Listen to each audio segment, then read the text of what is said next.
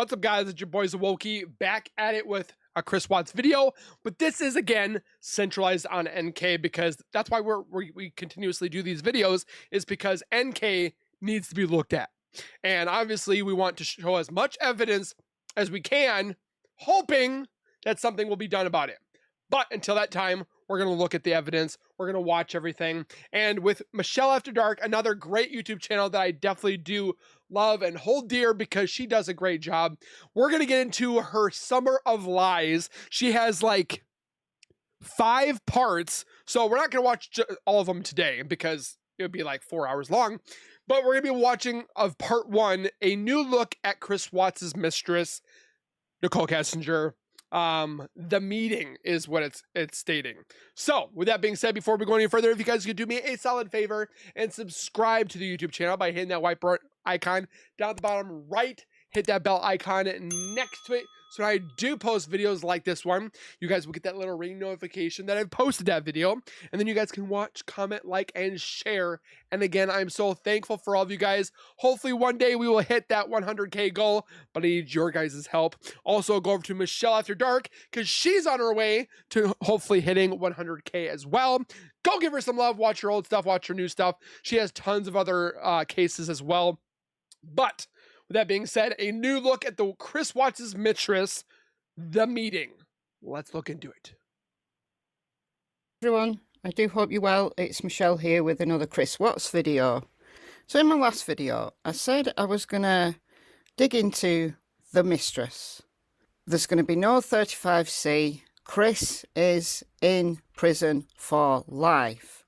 But in light of the renewed speculation about whether there's going to be more arrests in the case, whether there's going to be new cases brought against other people connected with Chris Watts, I think it's time to have a brand new look at the mistress. I've gone through the discovery with the search term Kessinger, and then I've also added in supplementary material that's available in the files that I received from Weld County DA's office. I've included the page numbers from where information came from in the discovery.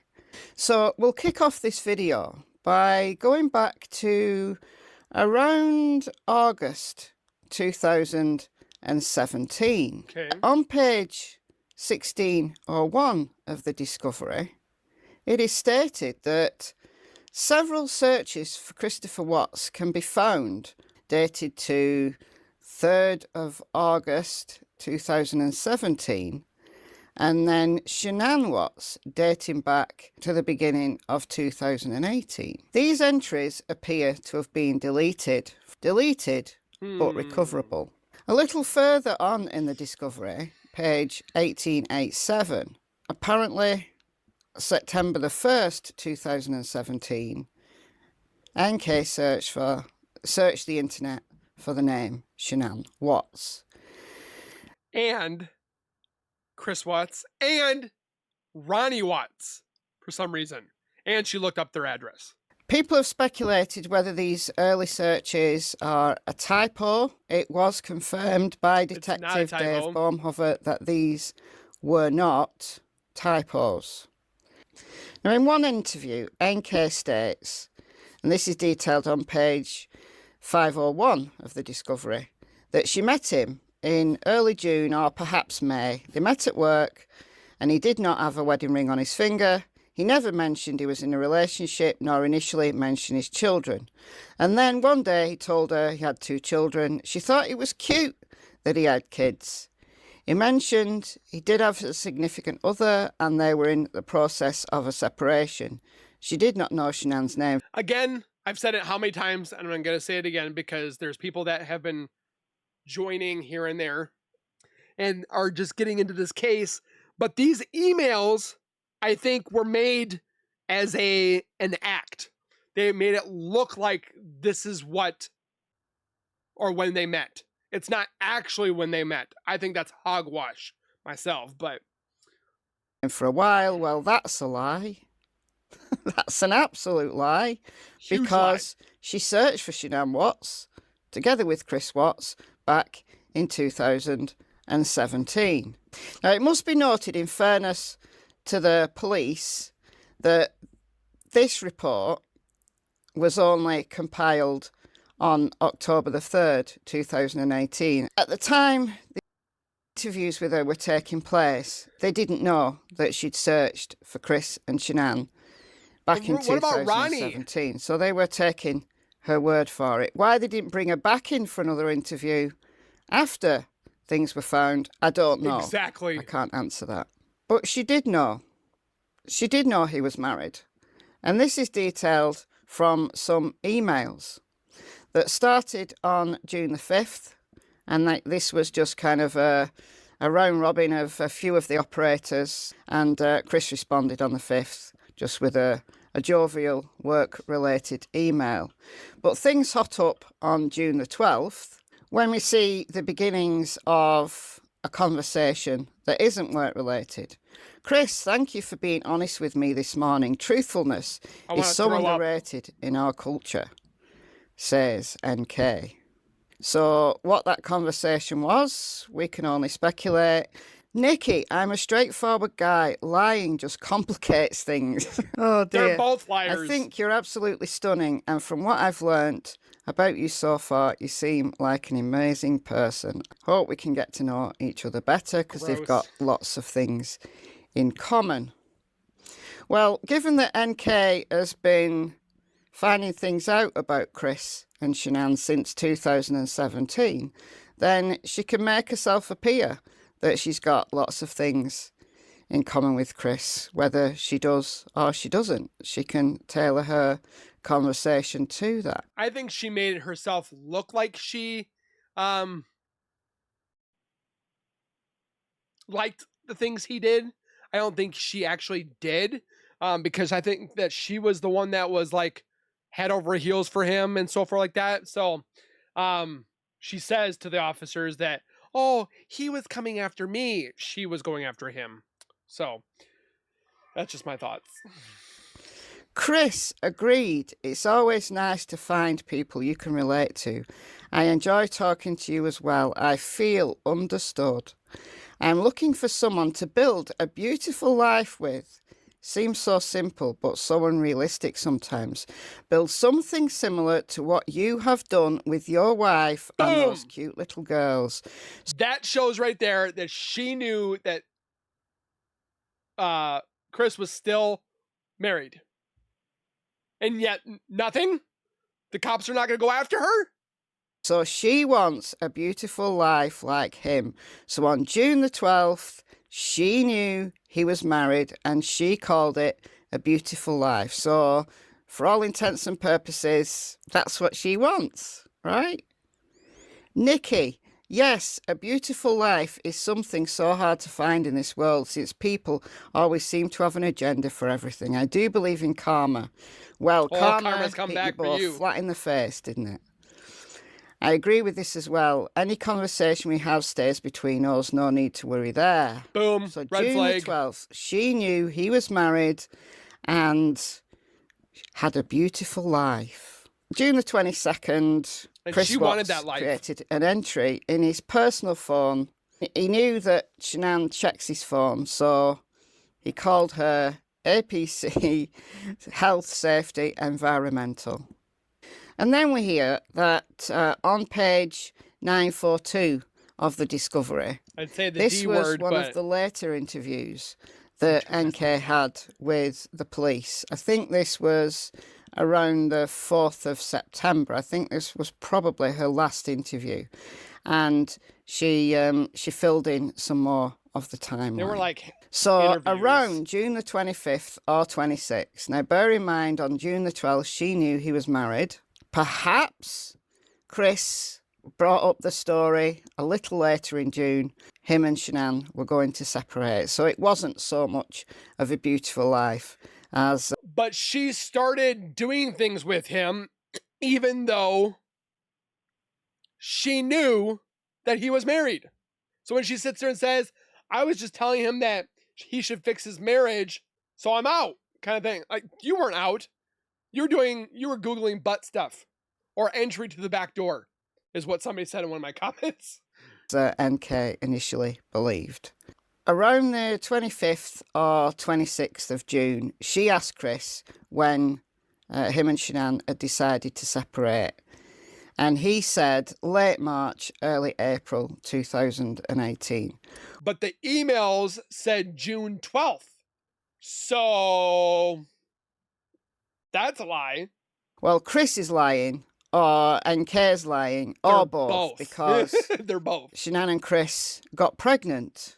She was 15 weeks pregnant when she was murdered. So that was August. So I asked if he still lived with her, and he told me yes. If she knew that, she should have walked the other way. Said that when she was home, he slept in a different room. You're full of crap. And when she was gone, he would occasionally sleep in the master bedroom, but not frequent because the bed was uncomfortable.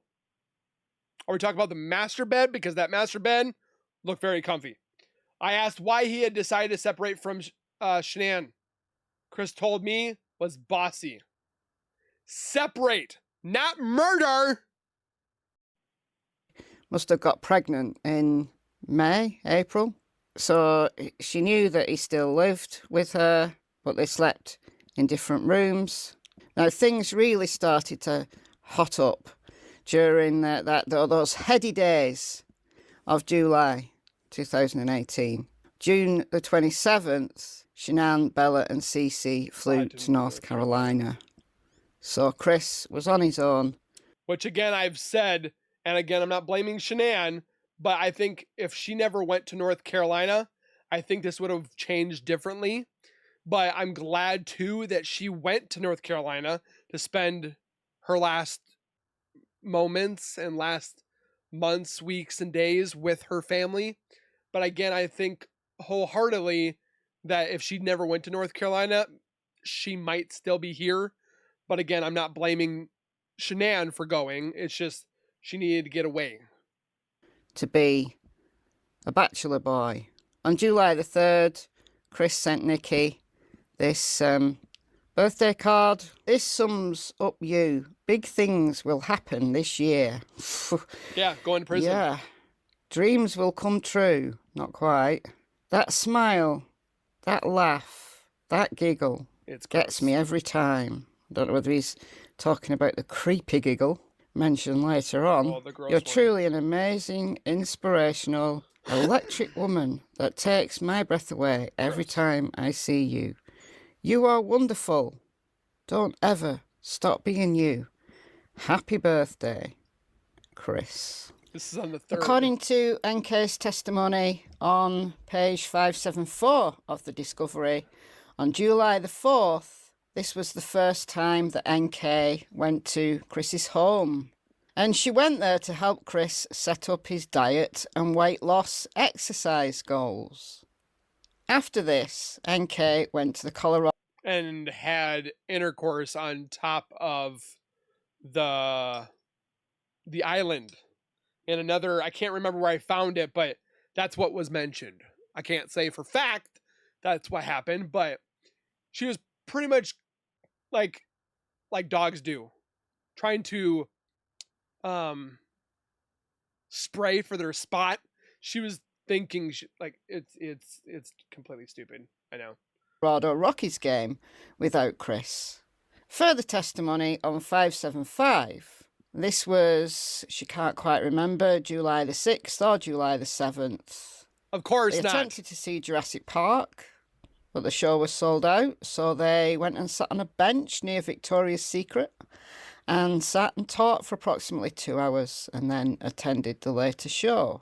On July the 7th, now this is from investigation of phone records of both NK and Chris Watts. 10 past midnight, NK called Chris and had a nearly 2-minute conversation, which was the first call between the two found on his phone. The first of many. At 20 past 7 p.m, they went to the Rusty Bucket because Chris's phone connected with the router there. Now, I've made a note that on July the 9th... So can't they go in and check Nicole's phone to see if her phone connected with the router at Chris's house. I mean, you can't tell me that she didn't connect to the router when she was looking up the diet plan, as you will, with Chris, unless she had, what's it called? Like a hotspot, or she had data that was in the phone.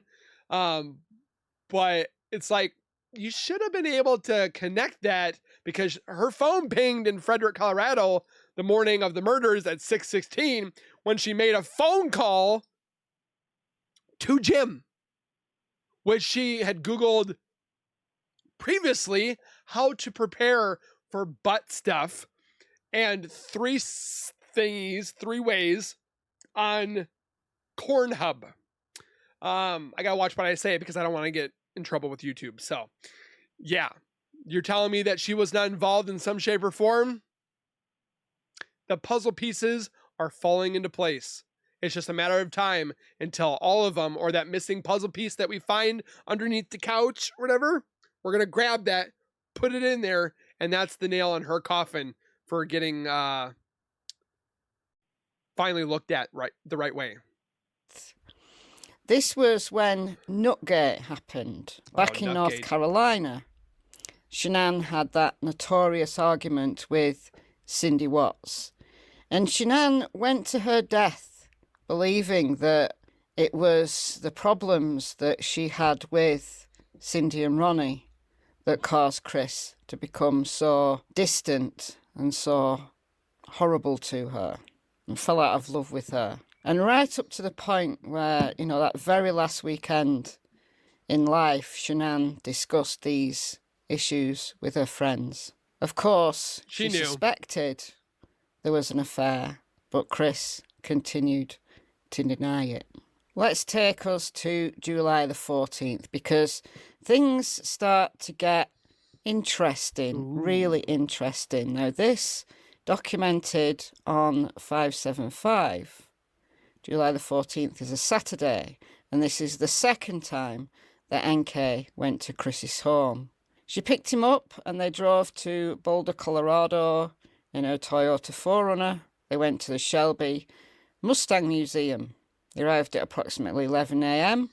After going to the museum, they went back to Chris's home. Detailed on 944, she had a fit. This is what she said.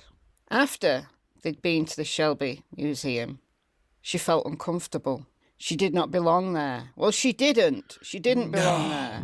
He'd built a beautiful life. It made her think there was still a chance of him fixing things with his wife. She didn't think it was fair to Shanann or her that he was trying to live a double life by being in a relationship with two women at the same time. He was enjoying it. So she gave him an ultimatum. She said he either needed to fix things with her and let her go, or he needed to move towards finalising his divorce. So she absolutely gave him an ultimatum, right? She wanted it sorted. In itself, that's not wrong. But how did Chris take that? She told him she thought his problems with Shanann were fixable and he should focus on trying to rekindle his relationship. Said no mistress However, ever. He said Shanann was set on separating, and so was he. He was set on separating. Absolutely was not.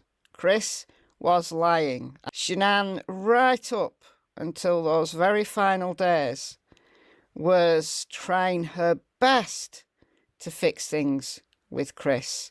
We see this documented very clearly elsewhere in the discovery. So Chris is lying to her, or she knew, and she's lying to the police. He said when Shanann wants something, she gets her way. Well, this time she didn't. She didn't. So then she said she didn't understand why they hadn't completed the divorce after all these months. If they were both so adamant about it. Because they weren't getting a divorce. Why didn't they just get on with it and go and do it? Which is, if that's what she said, then that's a perfectly logical thing to ask. At that moment, July the 14th, she realised he might be lying about his separation. So she started quizzing him on things that he'd already said. If she was that adamant he was lying, why didn't she just walk away at that point and leave? And again, all of this that she's writing right now, she wrote like weeks later because she remembered it finally. A lot of this dialect or this content that we're reading right now, I don't feel that it was her. I feel that her dad was helping her. One of her friends, maybe Charlotte, was helping her. But the way that she talks in here does not match her talking in real life. Leave Chris to get on with his life, because she's putting a spin on this memory she's bringing forward on this timeline, I argue, in my humble opinion. She asked him when was the last time he was intimate with his wife. He said, well, that was back in May. And at an earlier time, she said he told her they'd not been intimate since March or early April. She was adamant that she only found out that Shanann was pregnant when it was on the news. At that point, on that day, she said, "Oh, you're lying about your separation," and Chris said no. Then, bizarrely, she asked him if he was actively trying to have a child, and he said no. They weren't trying. She was already pregnant. I argue that she knew, that she absolutely knew. And this backtracking is to make herself look better. Yep. And exactly. It continues on page 1891 and 1892. July the 14th, it's details of the phone conversations. So we know they were at the Shelby Museum. Throughout the time they were there, Shanann was making unanswered calls. Chris does some searches for somewhere to eat. The 24-carat bistro. Shanann, throughout the afternoon, continues to make unanswered calls. During all of this attempts to call Chris, he and NK were engaged in lengthy conversations. And then, at 6:15, minerals. Chris spends nearly 2 hours online researching. Who spends 2 hours looking at rocks? There's probably some of you that love crystals. I'm not yelling at you, okay? I'm just saying 2 hours? Dave Bunk Minerals, a mineral dealer located in Arvada. Another version of what happened. What Chris said happened on this day. They had this confrontation. The bipolarness. Was freaked out when she saw photographs of Shanann and the girls and this happy home they'd built together. Because she knew she was not going to be number one. And she went out and they ended up spending 30 minutes, her sat outside, texting each other, until eventually, in Chris's words, he talked her off a ledge. You know, Chris reassured her. I argue, my humble opinion, that Chris's plan to get rid of Shanann and the girls permanently was born on this day. I've said that previously. I've said that in videos already. 14th. And then we turn to July the 16th. Chris is at work and he took 3 photographs from the Anadarko office in Platteville. And of sunflowers. He liked taking photographs of sunflowers. And he also spent another few minutes resuming his internet search. It's funny that touch-up body paint or whatever for the Toyota, and then she sells the car. Search of Dave Bunk Minerals. And he was looking for touch-up paint for her Toyota. July the 17th, he took more images of trees and flowers and things, because that's what she liked. I suppose it's cheaper than actually buying flowers, taking photographs of them. Or he could have been July the 18th. Talking to his wife. So this was the first of many times that Chris Watts transferred assorted images of NK, some semi-nude, into his secret calculator application. So some of them taken by Chris. Between July the 15th and 19th, when NK is asked to recall more details, she said that at this point, he still wants a separation because he'd never met anybody like her.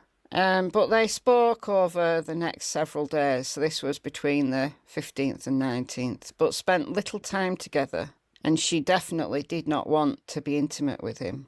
She said he needed to fix things with his wife and leave her alone. Don't bother building a relationship with her. And actually, she said she'd been asked out on other dates. So she's calling his bluff, isn't she? She's saying, well, I've got options. You go back to your wife. I've got options. She felt like he was lying. But she told him that she was stood up to make it like, oh, poor me kind of thing.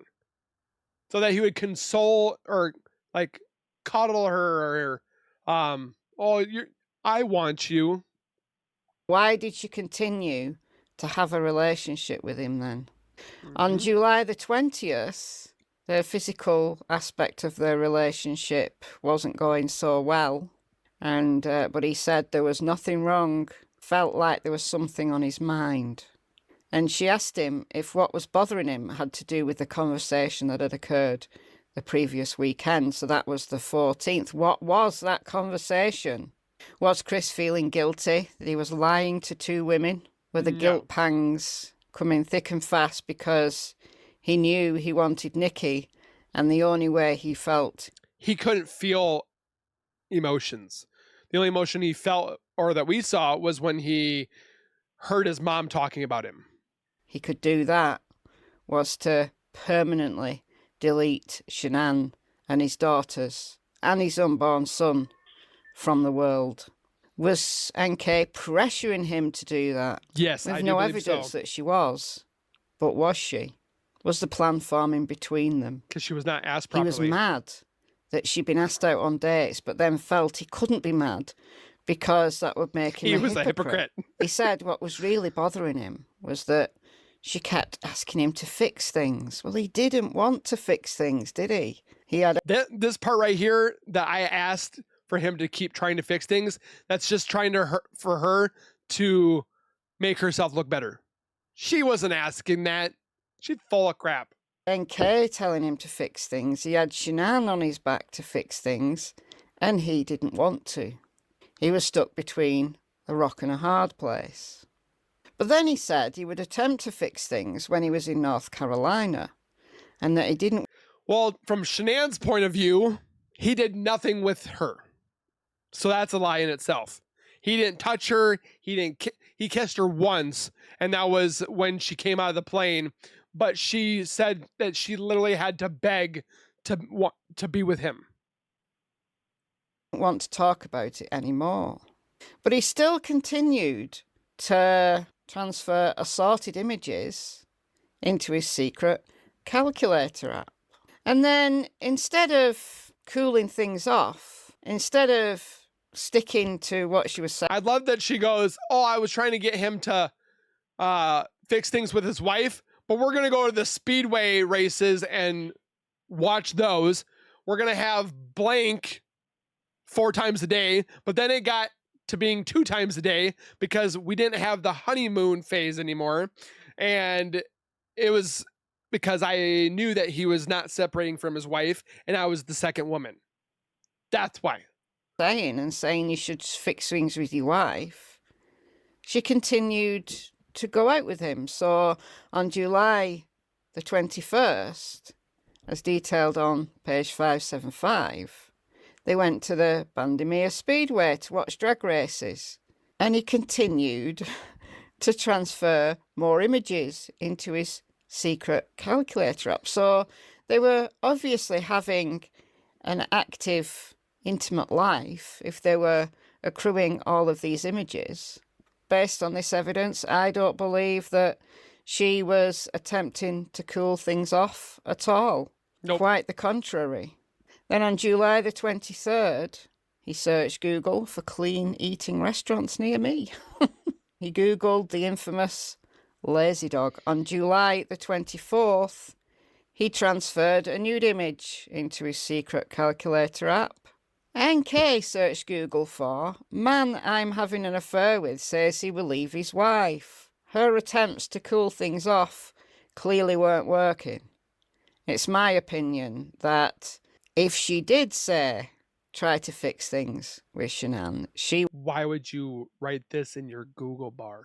was simply calling his bluff and leading him on because she's a game player. Yes, she On was. July the 25th, it's like an awkward teenage relationship. Chris searched Google on topics such as when to say I love you, when to say I love you for the first time in a new relationship. What do you feel when someone tells you they love you? And how does it feel when someone says, I love you? Well, why would he search those things if she hadn't told him that she loved him? Good So one, she Michelle. said, Chris, I love you. I don't want to lose you. She wasn't trying to cool things off.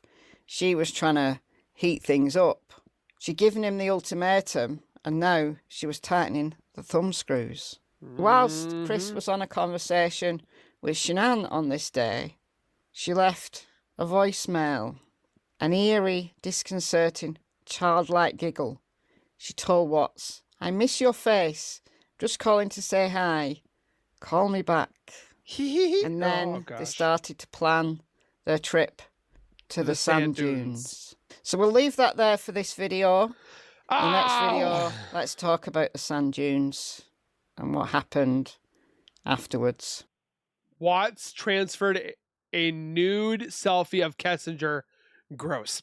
With that being said, guys, I would definitely appreciate you guys commenting below when it comes to, do you think that July 14th was the actual date when they started to make plans of getting rid of Shanann, Bella, Celeste? I still think that Bella and Celeste were not the initial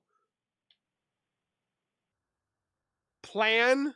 I think they woke up and saw what they weren't supposed to see, and by collateral damage, somebody took them out as well, which is unfortunate because those little girls were so beautiful. They had the life of ahead of them, and of course were taken out so early.